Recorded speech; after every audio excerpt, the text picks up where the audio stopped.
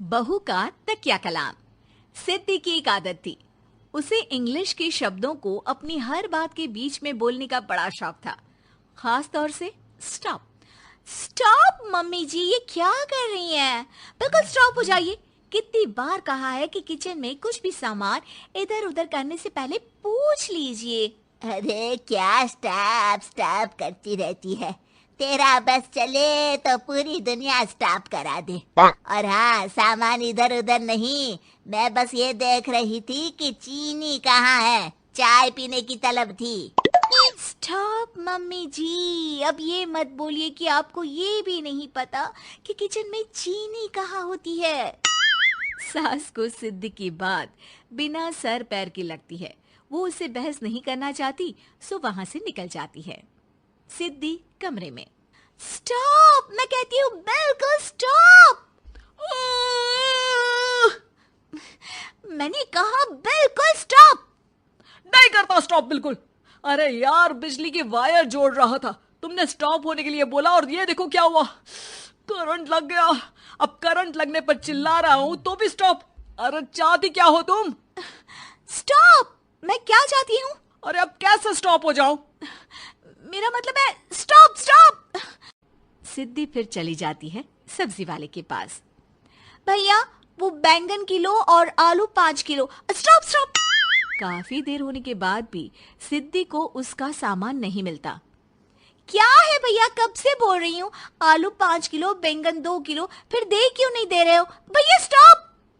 बहन जी, मैं तो 2 मिनट में तोल दूं, लेकिन आप ही तो बोल रही हैं स्टॉप।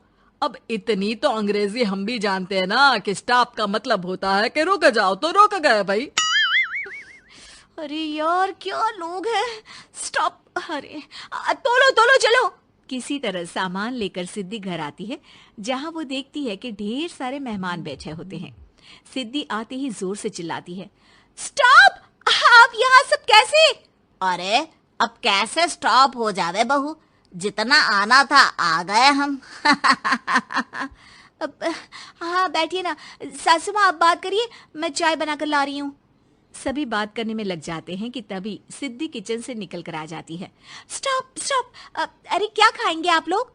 पकौड़ी बना दूं या चीला, या फिर इडली बना दूं? अरे जो मर्जी बना दो, बस ले आओ जल्दी से बहू, इन लोगों को निकलना है, कोई जरूरी बात करने आए हैं। अच्छा अच्छा स्टॉप। सिद्धि स्टॉप वाला अपना तकिया कलाम बोलकर निकल जाती है, लेकिन थोड़ी देर बाद जब वो कमरे में चाय नाश्ते के साथ आती है तो जरूरी बात हो गई आप लोगों की, या मेरे डर से शांत हो गए कि चुप हो जाओ, सिद्धि आ गई है। बोलिए ना। बस जैसे ही सिद्धि ने कहा बोलिए ना, घर में चकर पकर की आवाज गूंजने लगती है।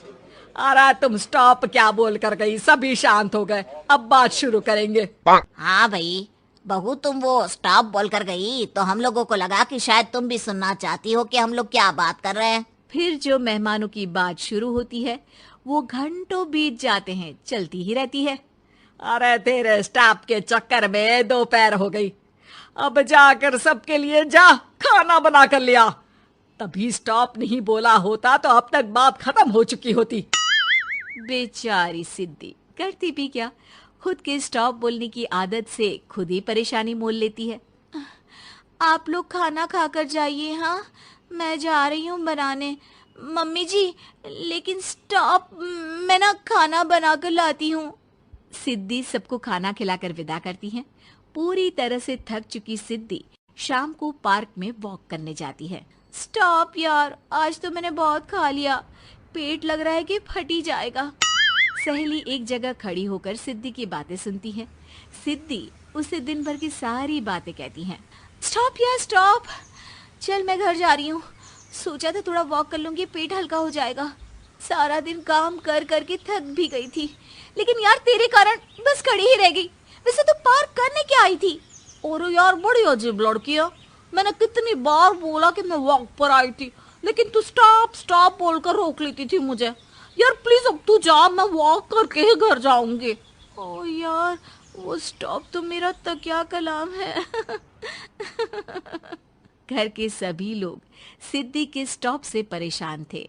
वे कभी उसके बोलने पर स्टॉप हो जाते तो मुसीबत आ जाती, कभी नहीं होते तो भी मुसीबत आ जाती। अरे मैं तो इस बहू के तकिया कलाम से परेशान हो गई हूँ। अरे कोई तो उसकी ये आदत हटाए। देखो माँ, ये जो आदत होती है ना, जब तक खुद की जान पर न बन जाए आदत छूटती नहीं।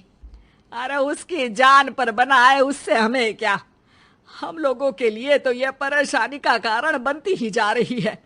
उधर सिद्धि खुद सोचती है, अरे यार, पहले बाजार से देर, फिर दिन का सारा खाना, और फिर पार्क में मैं टहल भी नहीं पाई। क्या करूं? इस तकिया कलाम के कारण मैं खुद ही परेशानी झेल लेती हूँ। एक काम करती हूँ, आज से सोच समझ कर बोला करूंगी। बहू स्कूटी उठाती है और निकल जाती है, लेकिन जैसे ही वो बीच चौक पर पहुंचती है, स्कूटी फिसल जाती है और वो नीचे गिर जाती है। हाय रे, कोई तो बचाओ, किसने टक्कर मार दी मुझे? कितना दर्द हो रहा है, कोई तो डॉक्टर के पास लेकर चलो। स्टॉप। बस जैसे ही बहू स्टॉप बोलती है, सारे वहीं रुक जाते हैं। बड़ी घमंडी औरत है, एक तो हम बचा रहे हैं, ऊपर से देखो स्टॉप बोल रही है। स्टॉप? कोई नहीं है क्या इस पूरे शहर में? बहू अपने तकिया कलाम की रट लगा कर रखती है। स्टॉप, कोई है? कोई स्टॉप? लोग उसकी मदद के लिए आगे तो आते हैं, लेकिन जैसे ही उसका तकिया कलाम सुनते हैं, वहां से निकल जाते हैं। तभी कहीं से उसका पति लौट रहा था। वो बीवी को रास्ते में पड़ा देख हैरान रह जाता है। अरे तुम यहाँ, कितनी चोट लगी है तुम्हें? पति आसपास खड़े लोगों पर गुस्सा हो जाता है। आप लोगों को दिखाई नहीं दे रहा कि मेरी बीवी को चोट लगी है? कोई भी नहीं है जो उसे उठाकर बिठा सके? अरे भाई साहब, कोई क्या मदद करे इस महिला की? और इतनी घमंडी है, जब भी इन्हें उठाने की कोशिश करो स्टॉप स्टॉप बोल देती है। स्टॉप? ये क्या बोल रहे हैं आप लोग? मैं पिछले आधे घंटे से दर्द सह रही हूँ। स्टॉप। पति समझ जाता है कि मामला क्या है। वो सर पर हाथ रख लेता है, लेकिन जल्दी ही बीवी को डॉक्टर के पास ले जाता है। ओह, इन्हें तो बहुत ज्यादा चोट लगी है। आप लोगों ने इन्हें लाने में कुछ ज्यादा ही देर कर दी है। रुकिए, मैं चेक करता हूँ। डॉक्टर जैसे ही बहू के पास पहुँचता है। हाँ तो मैम, कहाँ चोट लगी है आपको? यहाँ। स्टॉप। डॉक्टर देखते देखते अचानक रुक जाता है। अब भी स्टॉप? अरे नहीं नहीं डॉक्टर साहब, अब तो सपने में भी स्टॉप नहीं बोलूंगी।